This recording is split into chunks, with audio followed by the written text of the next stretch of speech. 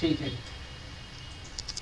तो continuity equation पे हम लोग डिस्कस करते हैं। कंटिन्यूटी इक्वेशन क्या होता है, अगर कोई पूछे, अगर ऑब्जेक्टिव में आए कि यानी कि कंटिन्यूटी इक्वेशन किस प्रिंसिपल पे बेस्ड है, तो लिखना है continuity equation is based on the principle of conservation of the mass, option में दिया रहेगा। ठीक है, अब हम लोग मान लेते हैं कि कोई एक पाइप का सेक्शन है, ठीक है ना, एक पूरा पाइप का सेगमेंट मानते हैं, उस पाइप में हम लोग दो सेक्शन को मार्क कर देते हैं, सेक्शन 1 और सेक्शन 2। ठीक है, तो जो कंटिन्यूटी इक्वेशन है, a fluid flowing through the pipe at all the cross section, तो quantity of the fluid per second is the constant, जो प्रति सेकंड जो क्वांटिटी जो फ्लूइड का बह रहा है या फ्लो कर रहा है वो कांस्टेंट रहेगा। ठीक है, अब हम लोग दो क्रॉस सेक्शन मानते हैं। ठीक है, ये एक पाइप लिया गया है, ठीक है, ये पाइप का आउटर एज है जो कि डैश लाइन से दिखाई है, सॉलिड पाइप है। इस पाइप के अंदर क्या होगा, इस पाइप के अंदर फ्लूइड फ्लो कर रहा है, ये डायरेक्शन ऑफ द फ्लो है। डायरेक्शन ऑफ फ्लो यानी कि यहाँ से इस तरफ से इस तरफ की तरफ क्या बोलते हैं, फ्लूइड बह रहा है या मूव कर रहा है। दो सेक्शन लिया गया है 1 और 2। ठीक है, ये दो सेक्शन लिया गया, मान लिया गया है कि तुम्हारा 1 और 1 सेक्शन पे तुम्हारा वेलोसिटी v1 है, तुम्हारा डेंसिटी आपका ρ1 है और एरिया है क्रॉस सेक्शन का a1। ठीक है, सिमिलरली सेक्शन 2 पे आपको क्या है, वेलोसिटी v2 है, डेंसिटी ρ2 है और एरिया a2 है। ठीक है, तो जो रेट होगा फ्लो का, ठीक है ना, कितना रेट ऑफ फ्लो कर रहा है सेक्शन 1 पे, वो होगा ρ1 a1 b1, और rate of flow at section 2 यानी 2 पे जो रेट ऑफ फ्लो होगा वो होगा ρ2 a2 इंटू v2। ठीक है, according to the law of conservation of mass, mass के कंजर्वेशन के सिद्धांत के अनुसार जितना रेट ऑफ फ्लो होगा 1 पे उतना ही रेट ऑफ फ्लो होगा 2 पे, तो यानी कि ρ1 a1 b1 is equals to ρ2 a2 b2, ये आपको हो जाएगा कंजर्वेशन ऑफ द मास पे। अब इक्वेशन 5.2 एप्लीकेबल है कंप्रेसिबल फ्लूइड के लिए भी, यानी कि ये जो आपको इक्वेशन दिया गया है,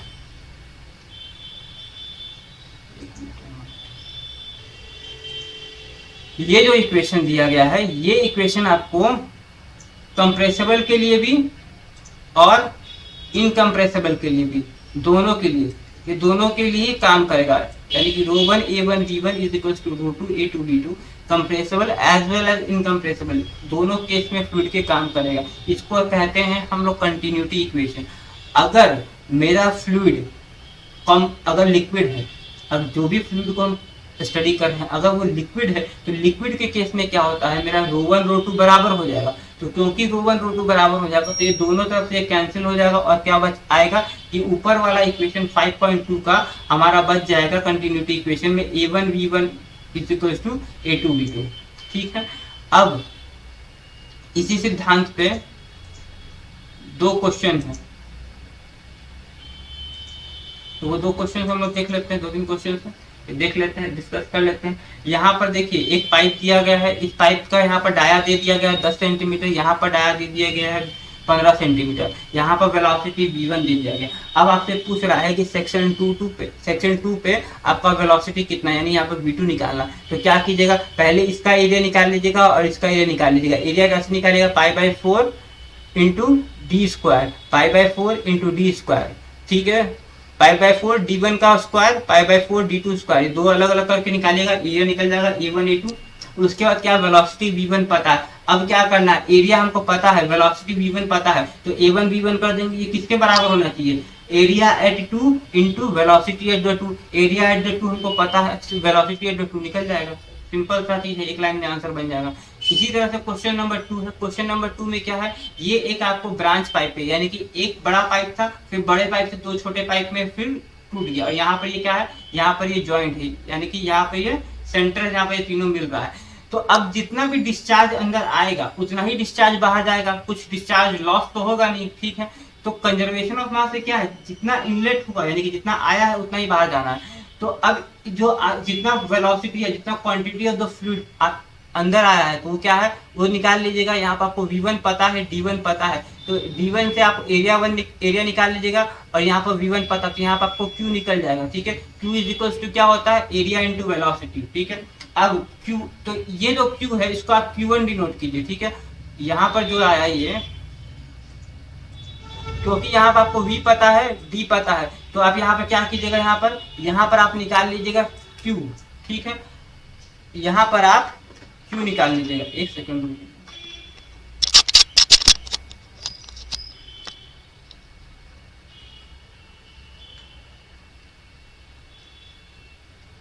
यहाँ पर आपको V पता है, ठीक है, V1 पता है। उसके बाद आप क्या कीजिएगा, उसके बाद आप एरिया 1 निकाल लीजिएगा, एरिया 1 निकाल लीजिएगा। तो अब यहाँ पर Q1 कितना हो जाएगा, Q1 हो जाएगा एरिया 1 इंटू V1, ये आप निकाल लीजिएगा Q1।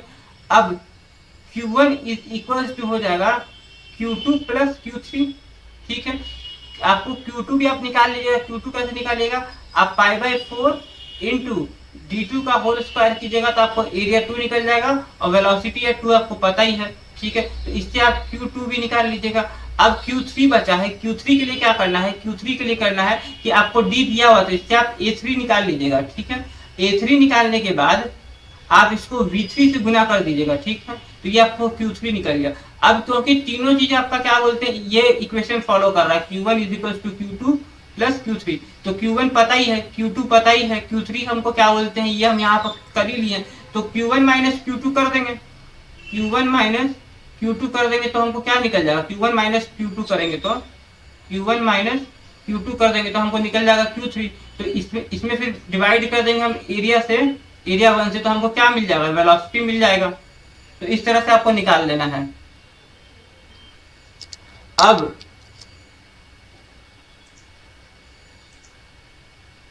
कितना स्टूडेंट्स है, 16, ठीक है, 3-4 चला गया। अब इसी तरह से क्या बोलते हैं, बाकी क्वेश्चन आप अटेम्प्ट कर लीजिएगा, ठीक है। सिमिलर क्वेश्चन है डिस्चार्ज के बेसिस पे।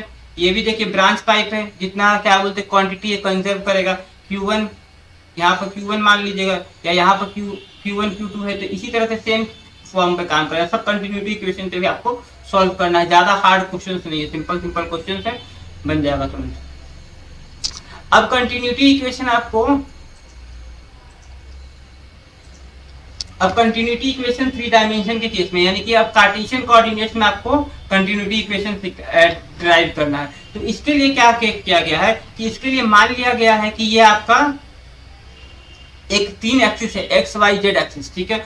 एक्स वाई जेड एक्सिस में ये आपको एक छोटा सा एरिया कंसीडर किया गया, ठीक है। इमेजिनरी एरिया है ABCDEFGH, ये एक तरह से क्यूबॉइड है, ठीक है। अब क्या कहा जा रहा है इसमें कि consider a fluid element of length dx dy dz, ठीक है। एक फ्लूइड का एलिमेंट कंसीडर कीजिए जिसका dx है, dy है और dz है, ये इसका अलग अलग डायरेक्शन में उसका ये लेंथ है, ठीक है ना। x डायरेक्शन में dx, y डायरेक्शन में dy और z डायरेक्शन में dz, ठीक है। और जो वेलोसिटी है x y z डायरेक्शन में वो क्या है, u v और w, ठीक है। ये उसका इनलेट वेलोसिटी कंपोनेंट है, यानी कि x डायरेक्शन में u वेलोसिटी है, v डायरेक्शन में, z डायरेक्शन में क्या बोलते हैं आपको w वेलोसिटी है, और y डायरेक्शन में आपको v वेलोसिटी है। अलग अलग वेलोसिटी यहाँ पर दिया हुआ है, देखिएगा तो आपको दिख जाएगा।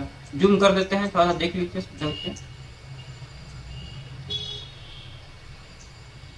ठीक है। यहाँ पर देखो तीन एक्सिस है, x axis, y axis, z axis, ठीक है। यहाँ पर x डायरेक्शन में क्या वेलोसिटी है, x डायरेक्शन में आपको dx लेंथ है, dx लेंथ, y डायरेक्शन में dy लेंथ है और z डायरेक्शन में dz लेंथ है। x में वेलोसिटी कितना है, u है, y डायरेक्शन में v है और z डायरेक्शन में w है।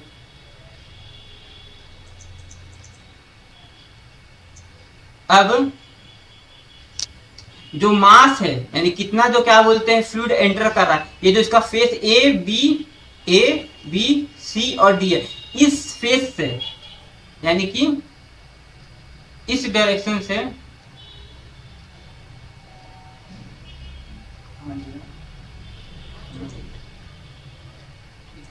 यानी कि इस डायरेक्शन से आपको कितना फ्लूइड एंटर कर रहा है, ठीक है। इस फेस से, ये वाला फेस से कितना फ्लूइड एंटर कर रहा है, तो इस फेस से जो आपको लिक्विड एंटर कर रहा है, मास of the fluid entering ABCD पर सेकेंड, वो क्या होगा, रो, यानी कि जितना जो डेंसिटी है फ्लूइड का वो density rho, into velocity in the x direction, क्या वेलोसिटी है x डायरेक्शन में, इनटू एरिया ABCD, इसका एरिया ABCD का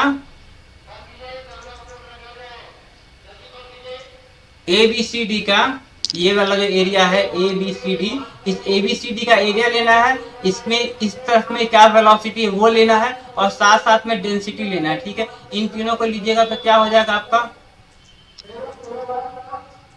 ठीक है। तो ये हो जाएगा रो इंटू यू, क्योंकि एक्स डायरेक्शन में जो वेलोसिटी है मेरा वो यू है, रो मेरा डेंसिटी है, और जो एरिया होगा एबीसीडी का एरिया क्या होगा dz into d y, dz into d y करेंगे तो ये एरिया निकल जाएगा। तो सेम चीज यही है, rho u into d y into dz। Then the mass of the fluid living the face EGH, तो EGH से अब ABCD से तो मेरा इतना एंटर किया, ठीक है ना। अब क्योंकि मेरा जो लिक्विड है जो एंटर कर रहा है फ्लूइड, क्योंकि ये पूरे एरिया से पास करते हुए जा रहा है तो इसके मास में कुछ चेंज होगा, और ये क्योंकि EFGH से बाहर निकल रहा है, ठीक है। तो अब मेरा EFGH फेस से जो लिक्विड बाहर निकलेगा वो क्या होगा, rho you D Y D Z, जितना एंटर किया था वो, प्लस साथ साथ में कुछ इसमें डिफरेंशियल इंक्रीमेंट भी हुआ। किस कारण से, क्योंकि ये पूरे के पूरे लेंथ को ट्रैवल किया है, ये जो dx लेंथ को जो पार किया है, dx लेंथ को पार करने के कारण इसमें कुछ इसके मास में कुछ इंक्रीमेंट हुआ होगा।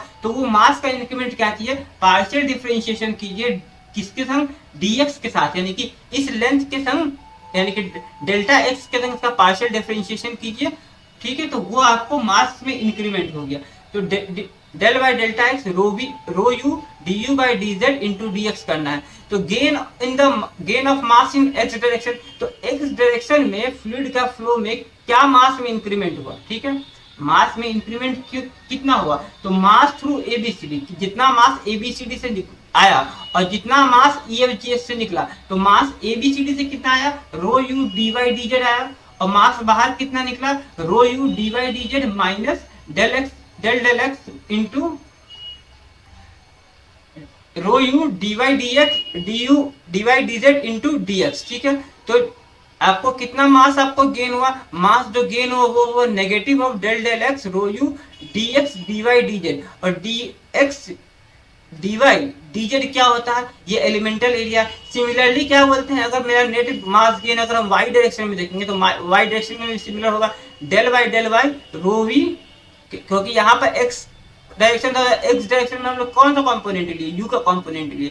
अब हम लोग वाई के डायरेक्शन में जाए तो वाई में क्या था कंपोनेंट, वेलोसिटी का वी था, तो minus of del y into rho v into D x D Y D z. Similarly z direction में क्या होगा, minus del z into rho डब्ल्यू, क्योंकि जेड डायरेक्शन में मेरा वेलोसिटी का कंपोनेंट डब्ल्यू था, into D x D Y D z, ठीक है। तो देयरफॉर जो net gain of the mass था, टोटल जो नेट गेन था मास का, वो क्या होगा, minus of del x rho u plus del y rho v plus del z into rho डब्ल्यू d x D Y D z, ठीक है।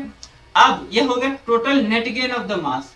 Since the mass can neither be created nor be destroyed in the fluid element, क्योंकि mass को ना ही हम create कर सकते हैं ना ही हम डिस्ट्रॉय कर सकते हैं फ्लूइड एलिमेंट में, क्योंकि मास तो मेरा कंजर्व रहेगा। मोशन के दौरान मास में इंक्रीमेंट किस तरह से होगा, नहीं होगा। टोटल मास तो मेरा क्या बोलते हैं, कंजर्व, ये सेम है, ना तो उसमें इंक्रीमेंट होगा ना तो डिक्रीमेंट होगा। तो जो नेट इंक्रीज ऑफ मास होगा per unit time in the fluid element must be equal to the rate of increase of the fluid mass of the fluid in the element, ठीक है। तो ये जो नेट इंक्रीमेंट है वो किसके बराबर होना चाहिए, ये नेट इंक्रीमेंट होना चाहिए बराबर rate of increase of the mass in the fluid element. But mass of the fluid in the element is, मतलब जो मास है फ्लूइड एलिमेंट में वो क्या है, rho D x D Y D Z, और उसका जो रेट है वो दिया जाएगा। क्योंकि अगर इस पर्टिकुलर फ्लूइड एलिमेंट की बात करें, यहाँ पर इस पर्टिकुलर फ्लूइड एलिमेंट की बात करें तो इसमें फ्लूइड का एलिमेंट में कितना मास होगा, इस फ्लूइड का एलिमेंट का जो मास होगा वो होगा rho into D x D Y D Z. इसका वॉल्यूम से गुना कर देंगे इसका जो डेंसिटी का, तो वो हमको दिखा देगा कि कितना मेरा मास है। इसका वॉल्यूम क्या है, इसका वॉल्यूम है डी एक्स डी वाई और डी जेड।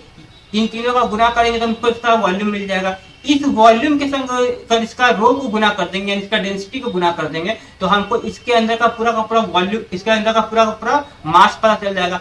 अब इस मास का जो इंक्रीमेंट होगा टाइम के साथ वो बराबर होना चाहिए किसके संग, वो होना चाहिए इस नेट गेन के साथ बराबर होना चाहिए, ठीक है।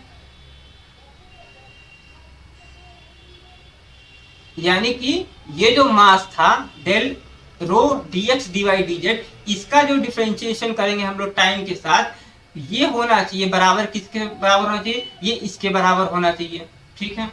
तो ये दोनों इक्वेशन को इक्वेट कर देंगे तो d x D Y D Z क्या है, दोनों तरफ कैंसिल हो जाएगा। तो आपका जो बचेगा लास्ट में एक्सप्रेशन वो बचेगा कि del rho by del t plus del del x into rho u plus del del y rho v plus del del z into rho डब्ल्यू इज इक्वल्स टू 0, ठीक है ना। तो ये होता है कार्टेशियन इक्वेशन, तो ये होता है कंटिन्यूटी इक्वेशन कार्टेशियन कोऑर्डिनेट्स के रूप में, ठीक है ना। ये इसका मोस्ट जनरल फॉर्म या जनरलाइज्ड फॉर्म है। The generalized form of the continuity equation in the Cartesian coordinate is this, ठीक है।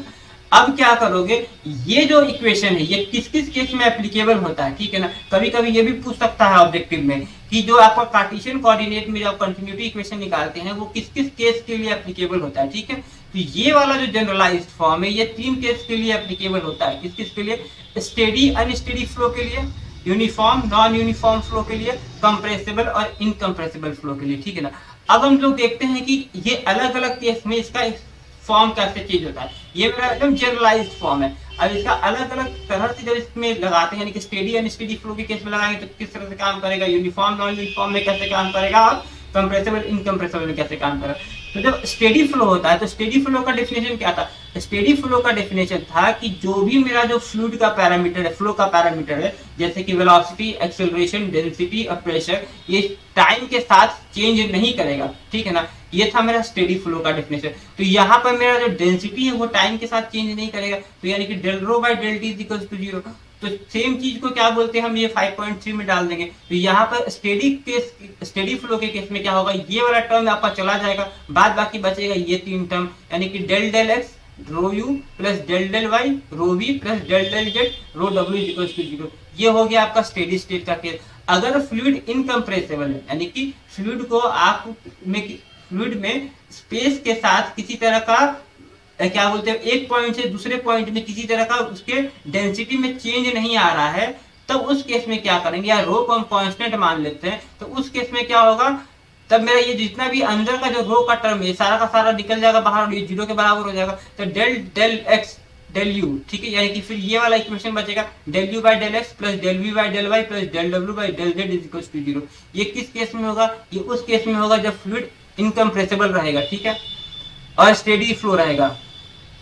अब कंटिन्यूटी इक्वेशन 3 डायमेंशन के फॉर्म में तो ये रहा, अगर 2 डायमेंशन के फॉर्म में कहेगा तो 2 डायमेंशन के फॉर्म में आप इसमें से एक टर्म हटा दीजिएगा जो कि जेड का कंपोनेंट रहेगा, ठीक है। For a 2 dimensional flow the component w is equals to 0, hence the continuity equation becomes del u by del x plus del v by del y is equals to 0। ये अलग अलग तरह का form है, इसका क्या बोलते हैं आप लोग प्रैक्टिस कर लीजिएगा डेरिवेशन करने का। कंटिन्यूटी इक्वेशन इन सिलेंड्रिकल फॉर्म आपके सिलेबस में नहीं है तो इसी कारण इसको नहीं पढ़ा रहे हैं।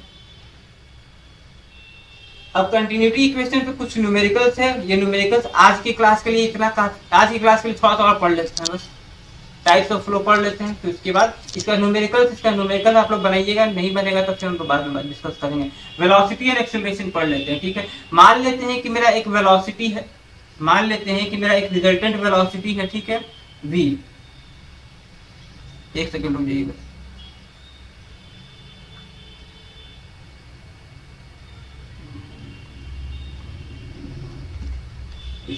ठीक है, मान लेते हैं कि मेरा एक वेलोसिटी v है जो कि रिजल्टेंट वेलोसिटी किसी पर्टिकुलर पॉइंट पे, ठीक है ना। तो इस पर्टिकुलर वेलोसिटी को हम लोग 3 अलग अलग कंपोनेंट में तोड़ सकते हैं, ठीक है। तो ये 3 अलग अलग कंपोनेंट क्या होगा, u v w, जो कि x y z डायरेक्शन को दिखाएगा। तो जो वेलोसिटी का कंपोनेंट्स होगा वो किसका फंक्शन होगा, वो स्पेस कोऑर्डिनेट और टाइम का क्या बोलते हैं फंक्शंस होगा। तो जो वेलोसिटी कंपोनेंट होगा उसको किस तरह दिखा सकते हैं, u is equal to function of 1 xyz into xyzt, v is equal to f2 xyzt, w is equal to f3 xyzt, ठीक है। ये अलग अलग कंपोनेंट है, 3 कंपोनेंट है स्पेस का और एक कंपोनेंट है टाइम का, ठीक है। रिजल्टेंट वेलोसिटी क्या होगा, resultant velocity v is equal to